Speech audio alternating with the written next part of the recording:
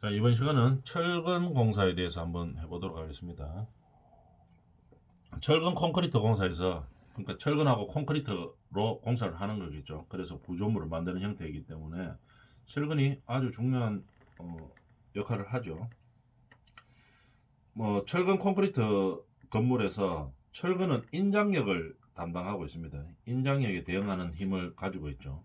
콘크리트는 압축력에 대응하는 힘을 가지고 있는 거고, 그런 철근이 어떤 형태로 구성되어 있나 한번 봅시다. 철근 공사 재료에 대해서 한번 볼까요? 구분이 원형 철근과 이형 철근으로 나눠져가 있습니다. 그래서 용접 철망도 있지만 이거는 용접해서 쓴다는 말이고 별로 잘 안 쓰죠. 특수한 건물 아니면은 잘 안 씁니다.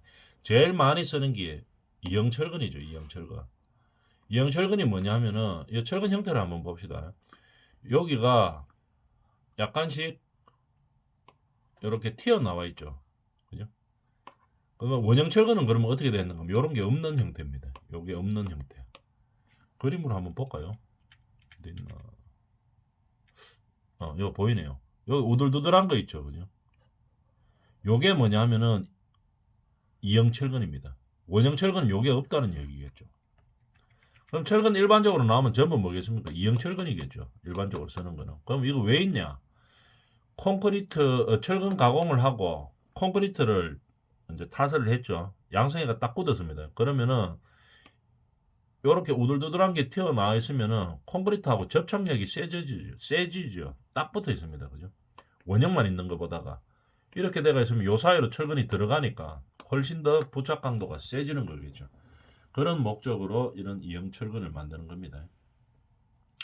그래서 이형 철근은 이런 식으로 구성되어 있다 하는 걸 알아주고, 그 다음에 철근이 보통 우리가 길이가 얼마입니까? 8m짜리죠. 8m짜리가 기성품으로 나오고 있습니다. 근데 그러면 이 철근을 자르든지 이으든지 해서 사용을 해서 써야 되겠죠. 그럴 때 어떤 이음 방법을 쓰냐 이 말이죠. 보통 제일 많이 쓰는 게 겹침 이음, 그죠?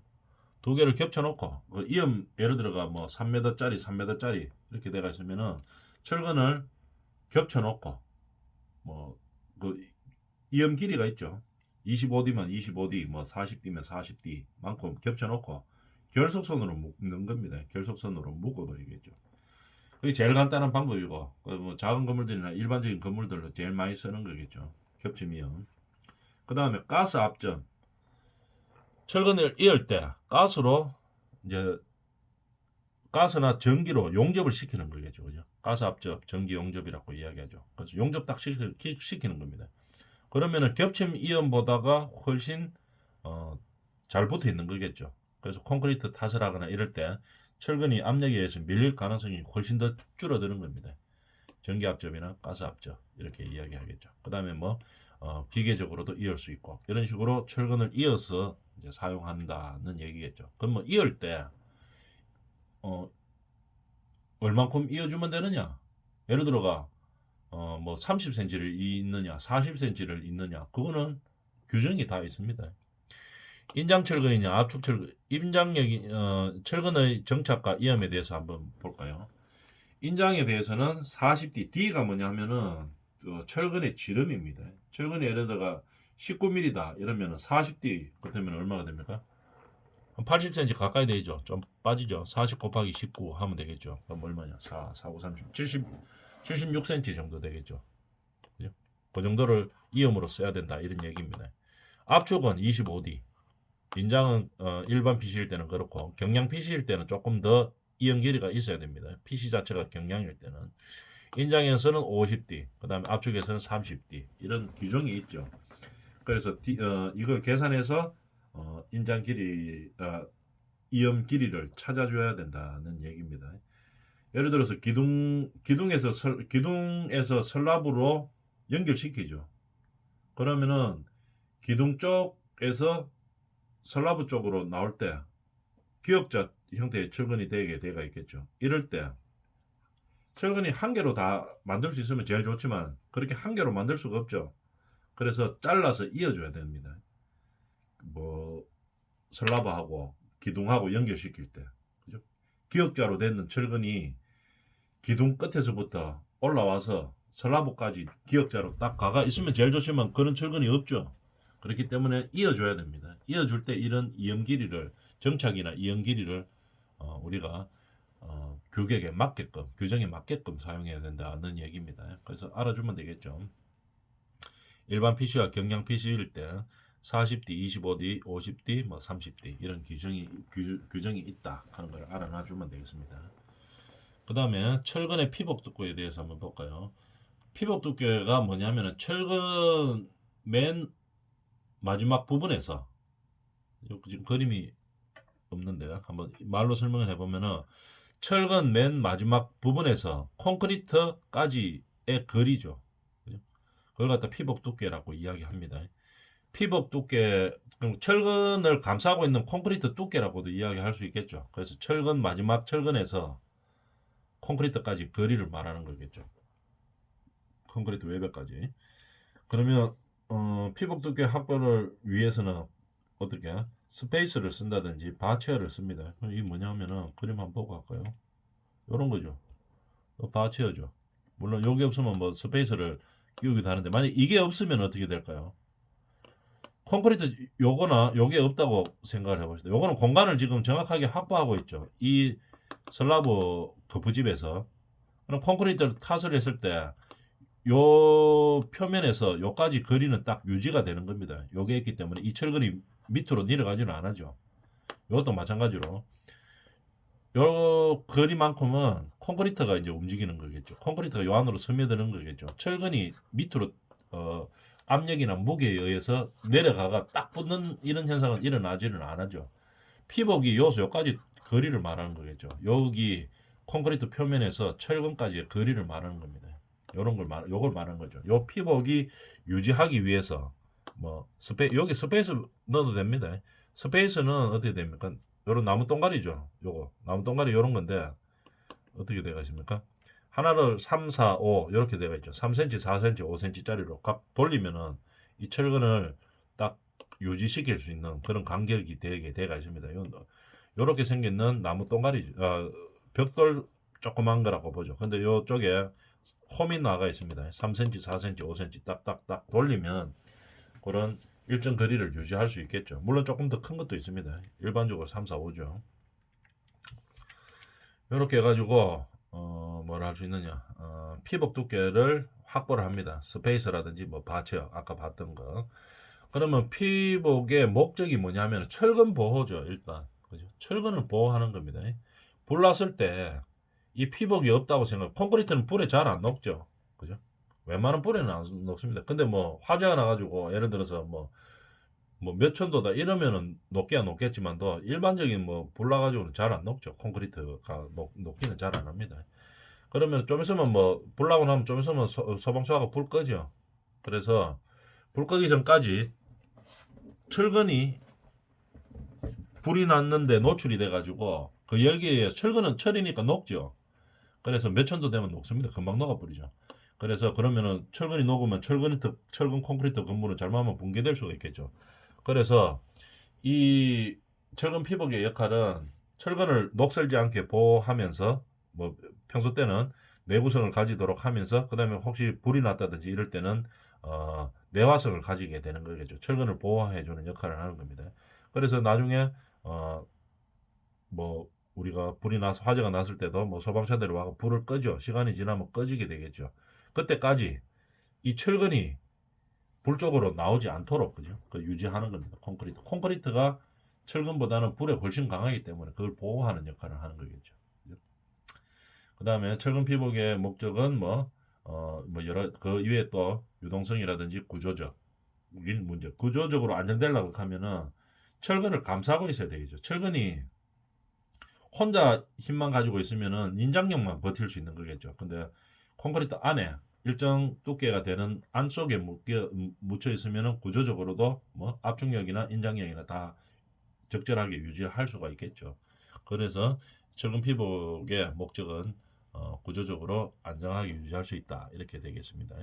근데 콘크리트도 마찬가지입니다. 외계 면에 있었으면 규정이 내부에 있는 것보다 보통 1cm 정도가 더 증가해가 있습니다. 왜냐하면 외벽에 있으면은 바람 불거나 비 오거나 하면은 뭐 아니면 춥거나 하면 얼었다 녹았다 얼었다 녹았다 이렇게 되겠죠. 겨울에 얼었다 여름에 녹았다 막 이렇게 되니까 자꾸 반복될수록 콘크리트가 뭐 그 콘크리트도 뭐 자꾸 얼었다 녹았다 이런 식으로 하면은 약해지죠. 그래서 조금 더 굵게 만들어 놓습니다. 외기에 면한 것은 1cm 증가해서 만들어 놓는다는 얘기입니다.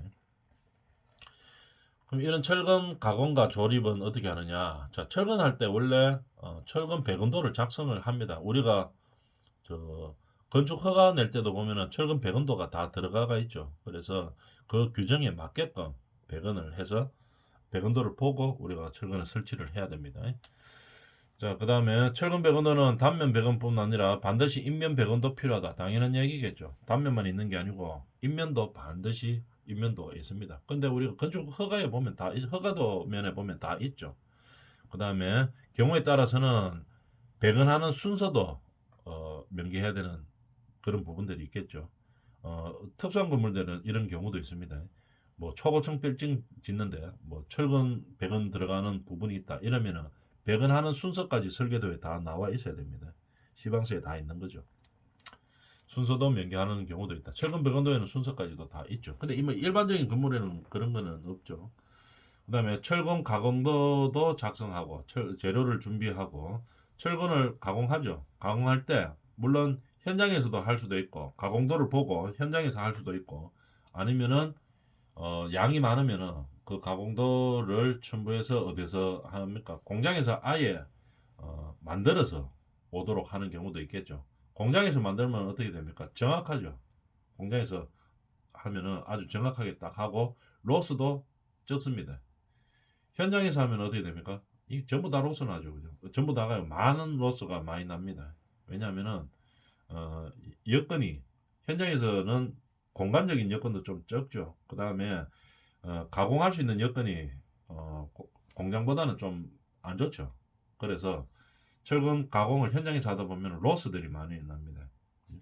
근데 뭐 간단한 것들은 뭐 다 현장에서 하죠. 근데 뭐 양이 많다든지 조금 난해하든지 이런 것들은 공장에서 가공해서 오는 경우도 많이 있습니다.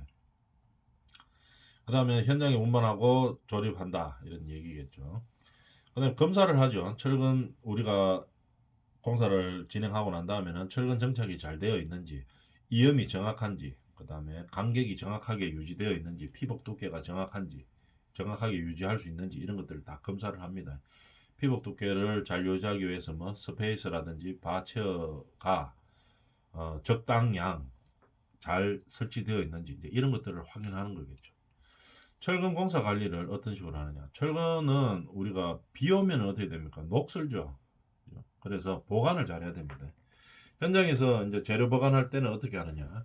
크기별로, 종류별로, 길이별로 구분해서 보관을 해야 되겠죠. 그냥 아무 때나 뭐 길이 구분도 없이 종류 구분도 없이 그냥 막 보관해 버리면은 어디에 뭐 있는지도 모르죠. 그래서 그 뭐 하나 찾으려고 하면 앞에 것만 덜어내고 뒤에서 빼내야 되고 이러면은 힘들어가 안 되죠. 시간도 많이 들고. 그래서 사이즈나 종류나 길이별로 구분을 하는 겁니다. 그 다음에 반드시 지면에다가 바로 놓으면 안 되겠죠. 비 와 버리면은 반드시 뭐 합니까? 이게 녹슬게 되겠죠. 물이 묻으면. 그렇기 때문에 받침목을 두고 위로 들어야 됩니다. 지상에서. 그죠? 시멘트 보관할 때도 마찬가지죠. 이런 식으로 보관하는 방법들이 다 있죠.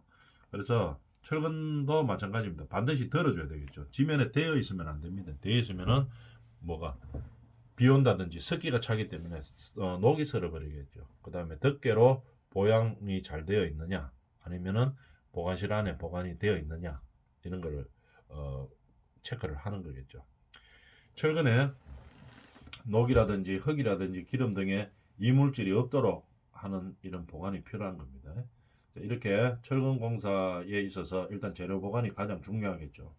왜 중요하냐면은 비만 왔다 하면 이거는 이제 녹슬어 버리는 거겠죠. 그래서 항상 재료 보관 상태를 잘 체크해 줘야 되겠습니다. 그 다음에 가공을 어떻게 하느냐. 우리가 보통 일반 건물에 많이 쓰는 게 뭐 슬라브 같은 거 할 때는 10mm, 13mm를 제일 많이 쓰죠. 그 다음에 뭐 기둥 같은 거 할 때는 뭐 보통 21mm 뭐 이런 걸 많이 씁니다. 25mm짜리에서 일반 건물에서는 이제 늘 많이 쓰는 게 그렇게 되는 두께죠. 왜 그렇게 쓰느냐 하면 21mm, 19mm 이런 걸 많이 쓰는가 하면은 너무 굵어지면 어떻게 되는가 하면은 상온에서 가공이 안 됩니다. 가열해서 가공해야 되는 이런 형태들이 있겠죠. 그래서 우리가 일반적으로 많이 쓰는 규격들이 이제 그렇다는 얘기겠죠. 그래서 25mm 이하는 상온 가공이 가능한데 28mm 이상은 상온 가공이 안 됩니다. 가열해서 가공해야 되겠죠. 그 다음에 하이텐션 바는 어떻게 산소로 절단해 뿌리면 안 됩니다. 그러면은 이게 텐션이 좀 줄어들겠죠. 약해지기 때문에 산소로 절단하지는 않습니다. 그래서 잘라서 해야 되겠죠. 보통 철근을 자르는 방법은 옛날에는 전부 산소로 불었습니다. 불 같은 걸로 산소통 가져와서 불로 이제 산소에 불을 붙이죠. 그럼 산소 불이 나오겠죠. 토치 형태로 나온다 이 말입니다. 그럼 토치 형태로 나오면 이제 대고 있죠. 철근에 대고 있다가 이제 끊습니다. 근데 일하다 보면 너무 힘들죠. 맨날 그 산소통 들고 다녀야 되고 이래가지고 그러고 위험하죠. 그래서 불꽃 같은 거 띄면 큰일 납니다. 그죠? 특히 뭐 피부나 이런데 뭐 눈 같은 데 띄다 하면 이제 큰일 나는 거겠죠. 안전사고 위험도 있기 때문에 어, 우리나라가 이 산소통 한 20년 전만 해도 20년 전 90년대 후반 요럴 때만 해도 전부 산소통으로 많이 썼습니다. 근데 그 이후에 밴딩기들이 좀 좋은 것들이 나왔죠. 휴대용 밴딩기들이 나왔습니다. 들고 다닐 수 있는 거. 그죠? 가방보다 조금 더 작은 거, 뭐 이런 것들이 이제 나왔는데 이런 가방 그런 걸로 또 뭐 이런 철근들을 다 자르죠. 상온에서 자를 수 있는 거죠. 25mm 정도는 그런 걸로 다 자를 수 있습니다. 밴딩기가 이거죠. 이런 거. 구부리는 그 절단도 할 수 있는 기계가 있는데 이런 거 옛날에는 이런 큰 것들을 많이 썼어요. 근데 요즘은 이런 큰 거 잘 안 씁니다. 쪼매난 거 해가지고 물론 많이 양이 많으면 이런 거 써가 빨리빨리 하는데요. 양이 좀 적다 이러면은 밴딩기로 조그만 걸 쓰죠, 그죠? 그런데 성능이 아주 좋아졌습니다. 그래서 굳이 뭐 절단도 하고 할 수 있기 때문에 산소로 불어 쓰고 이런 경우는 없습니다, 그죠? 그래서 이런 식으로 자꾸 개발이 되는 거겠죠. 그래서 가공할 때 이런 체크들을 해보는 겁니다. 밴딩 처리가 양호한가를 보는 거고, 그 다음에 배근은 주근 부근의 개수, 지름등이 확인되는가 배근할 때, 그죠? 그 다음에 정착길이 아까 이야기했던 이연길이 같은 거 있죠. 이거를 정확하게 이제 설치했는가를 확인하고, 그 다음에 배근 간격이 중요하죠. 슬라브 같으면은 뭐 더블로 보통 깔죠. 15cm로 나오죠. 그러면 어떻게 하느냐? 30cm짜리를 한 벌 깔죠. 보통 현장에서는 가로 세로근 이렇게 스타킹 우아킹이라고 하는데 그냥 가로근 세로근 이렇게 깝니다. 한 벌을 깔죠. 그 위에 또 한 번 깔면 어떻게 됩니까? 15cm, 150mm 간격으로 딱 되게 돼가 있겠죠. 그런 배근 간격이 정확하게 돼가 있는가, 표시를 해서 정확하게 돼가 있는가, 또는 수직 수평 상태가 양호한가, 이거를 확인해 줘야 되는 겁니다. 그 다음에 매설물 주위에 아까 봤었죠. 계구부라든지 매설물 주위. 매설물 하면은 주로 뭡니까? 설비 배관들이 꼭 필요한 부분들이 있죠. 그런 부분들은 콘크리트 탓을 하면서 계구부라든지 이럴 때는 철근이 반드시 보강이 되어 있어야 됩니다. 그렇지 않으면은 잘못하면은 이게 나중에 계구부라든지 이런 데는 철근 보강이 되어 있지 않으면은 콘크리트 탓을 후에 양성한 후에 뒤틀어질 수가 있겠죠. 철근 콘크리트 구조물이. 그렇기 때문에 항상 보강을 해줘야 된다 이런 얘기입니다. 그 다음에 기둥근이 있을 때 이음은 청고의 3분의 2 이하에서 이어야 됩니다. 위쪽으로 가면 이으면 안 됩니다. 왜냐하면 하중이 많이 가기 때문에. 그래서 3분의 2 이하 지점에서 이었는가 확인합니다. 보통 일반적으로 기둥을 이으려고 하면 밑에 층에서 올라왔는 이음철근이 있겠죠. 이음철근 보통 한 1m 50 정도 위로 빼놓습니다. 그럼 거기다가 이제 있기 때문에 청고보다는 3분의 2 밑으로는 당연히 내려가겠죠. 이런 식으로 이염하는 위치들이 있는 거겠죠. 그 다음에 나사철근 간격은 3cm 이상 8cm 이하로 하였는가? 왜 이거 3cm 이상 철근 간격을 3cm 이상 8cm 이하로 해야 되는가? 3cm 이상 왜 해야 되는가 하면은 우리가 콘크리트 탓을 하면 콘크리트 골재가 있죠. 골재가 철근하고 철근 사이로 왔다 갔다가 자기 마음대로 할 수 있어야 됩니다. 골재가 예를 들어가 4cm다고 봅시다. 그런데 철근 사이의 간격이 3cm다 이러면은 철근에 딱 낀 게가 그다음부터 안 움직이겠죠. 그러면은 어, 철근 사이에 콘크리트도 들어가지도 않을 건데로, 그러니까 콘크리트가 싸고 있지 않는, 시멘트가 싸지 않는 그런 형태가 되겠죠. 보통 우리가 골재의 크기가 어느 정도 됩니까? 25mm 정도 되죠. 제일 큰 게. 그러니까 3cm 정도 되면 왔다 갔다 합니다. 그죠? 그 사이로 왔다 갔다 해야 되겠죠. 그래야지 한쪽으로 뭐 재료 분리가 되는 게 이게 막아지겠죠. 예를 들어가 뭐 골재가 25mm인데 철근 사이의 간격이 어떤 부분이 간격이 딱 붙어가지고 1cm로 한 부분이 그렇게 돼가 있다. 이러면 어떻게 됩니까? 자갈만 그 전부 다 모여 있는 이런 형상이 되겠죠. 통과를 못해가 거기 딱 낑겨버리게 되겠죠. 이런 식으로 되면 안 된다는 얘기죠. 그래서 골재들이 왔다 갔다 할 수 있는 그 정도 간격이 있어야 된다는 얘기입니다. 그 다음에 후프와 스트럽의 간격이 적절한가? 이 스트럽 간격이 이게 진짜 중요하죠. 후프도 물론 중요하지만 우리가 보통 보면은 창문 같은 거 있죠. 창문 보면은 문 열다 처음에는 문이 잘 열립니다. 근처에서 우리가 집 새로 새 집으로 이사 가가지고 보면은 잘 열리는데 한 몇 년 지나가지고 문이 안 열려요. 갑자기. 그게 왜 그러냐면은 우리가 어, 창문 위에 우리가 바로 슬랍으로 있는 게 아니죠. 슬라브에서 보처럼 약간 내려와 있습니다. 그래야지 약간 내려와 있어야지 천장도 마감이 되죠. 천장이 슬라브에서 보통 한 100mm 정도 내려와 있습니다. 배관 없을 때도 한 100mm 정도 내려와 있죠. 100에서 150mm 정도 내려와 있습니다. 그 다음에 그러면 천장 마감보다가 이 계급 창문 위에가 조금 더 밑으로 내려와 있어야지 마감이 되죠. 그래서 내려줍니다. 슬라브 밑으로. 한 30cm 정도 내려오죠. 300mm 정도 내려옵니다. 250이나 300 정도 내려오는데 철근은 스트랩을 걸어줄 때 이 일정 간격으로 안 걸어주면은, 근데 창문 쪽에서는 어떻게 됩니까? 이거 스트랩 걸기가 힘들죠. 이 작업하기가 상당히 힘듭니다. 손이 안 들어가기 때문에. 그래서 좀 그냥 쉽게 하려고 스트랩 몇 개만 걸어주고 공사 끝내봤다 이러면은 나중에 되면은 어떻게 됩니까? 그 부분이 틀어집니다. 이게 철근이 필요한 위치에 있지 않기 때문에 약간 틀어지게 되겠죠. 계고부, 특히 계고부고 이렇기 때문에. 그럼 약간 틀어지면 어떻게 됩니까? 조금만 틀어줘도 샤시가 틀어지는 형태가 되겠죠. 한쪽이 눌린다는 형태가 되겠죠. 그래서 문이 안 열리게 되는 겁니다. 그래서 기둥의 호프라든지 창문 위에 있는 보 같은 그런 자리에 스트럽이라든지 이런 것들은 지름 및 간격이 상당히 중요하죠. 그 다음에 스페이스, 아까 이야기했다시피 간격이 적절한가. 그 다음에 보의 이음 위치 있죠. 보의 이음 위치. 우리가 아까도 이야기했지만 여기서 여기까지가 지금 보라고 봅시다. 철근이 어떻게 갑니까? 여기서 볼까요? 4분의 1 많고 4분의 1씩 나눠봅니다. 이렇게 나누고 구조 시간에 잘 배우죠. 상부근 100은 그 다음에 중앙부는 어떻게 됩니까? 하부로 내려오죠. 그 다음에 담부에서는 상부근만 100은 하게 되죠. 그러니까 여기하고 여기는 철근이 없습니다. 실제로는 이래 하기 귀찮기 때문에 철근 이 비용이 얼마 나기 때문에 인건비보다 더 비싸죠. 그래서 인건비보다가 오히려 더 들겠다 싶으면 상복은 그냥 하복은 그냥 그대로 깔아버립니다. 이 밴딩하고 이러면은 인건비가 더 들어간다 이렇게 되면 그렇게 하는 경우도 많이 있죠. 그러면은 뭐 튼튼하기는 두건 까는 게 훨씬 더 쉽게 쉽죠. 근데 뭐 인건비가 좀 싼 지역이라든지 이러면은 저 공장에서 이제 제작할 수 있는 만큼의 물량이 된다든지 좀 어느 정도 물량이 많다든지 이러면은 밴딩 실제로 해가 오죠. 슬라브도 마찬가지고 이렇게 밴딩해서 옵니다. 그래서 이제 배관을 하게 되겠죠.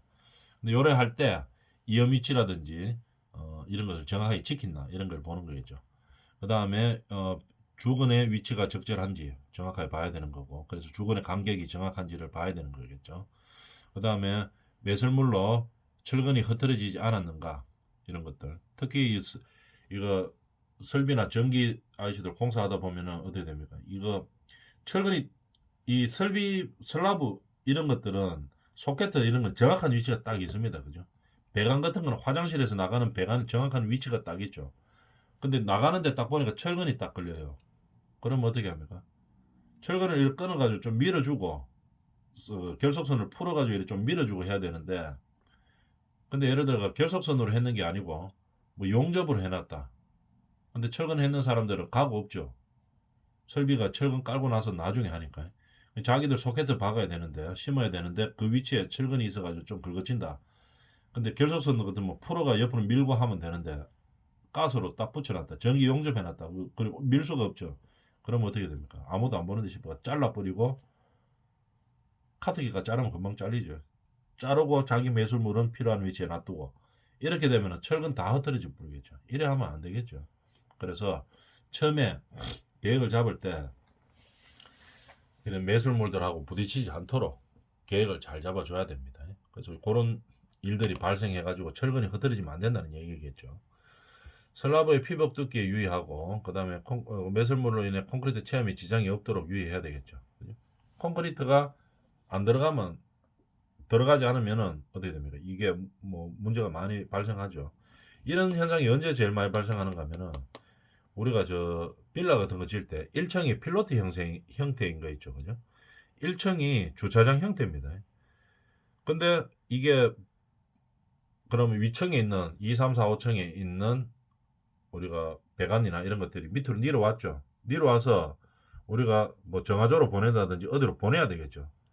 근데 이제 이 필로티 형태라 가지고 지하에서 이렇게 들어갈 수가 없는 형태죠. 천장에서 움직여야 되죠. 천장에서 움직이려고 보는데 보통 구배가 있어야 되겠죠. 구배가 있어야지 이제 뭐 욕실물이나 뭐 우리가 정수나 오수 이런 것들이 흘러가겠죠. 흘러가도록 이렇게 구배를 줘야 되는데 구배를 주다 보니까 이 층고가 너무 낮아져 버려요. 그러면 어떻게 하면 도저히 안 되면은 어떻게 아닙니까? 그 위에 있던 볼을 뚫고 구멍을 코아로 구멍을 내고 그다음에 골로 속 집어넣는 경우가 있죠. 이렇게 하면 큰일 나죠. 왜냐하면 청고가 안 나온다고 하고 위에 나중에 이제 천장은 우리가 인테리어 마감을 할 거기 때문에 안 보인다고 해가지고 그 볼을 갖다 뚫고 막 이렇게 배관을 지나가도록 하고 이런 경우들이 종종 있습니다. 철저하게 관리를 안 하면 그런 경우가 많이 있죠. 보에다가 그 구멍을 뚫어가지고 배관을 지나가는데 한두 개 뚫는 것도 아니고 막 여러 개 뚫었다 이러면 이거 큰일 나죠. 잘못하면 잘못 무너집니다. 그래서 절대로 그런 일이 없도록 하기 위해서는 이런 거 계획을 처음에 잘 세워야 되겠죠. 배관이 어디로 지나간다 이런 것들 계획을 잘 세우고 그 다음에 콘크리트 체험이 부족하지 않도록 해야 된다는 얘기입니다. 철근 배관 전에 거푸집 검사를 실시하고 아까 이야기했던 거 청소 같은 거 이물질이 들어갔을 때 특히 이제 문제되는 게 스티로폴 이런 거죠. 이런 것들이 어, 청소가 잘 되어 있는지를 확인해 줘야 된다는 얘기입니다.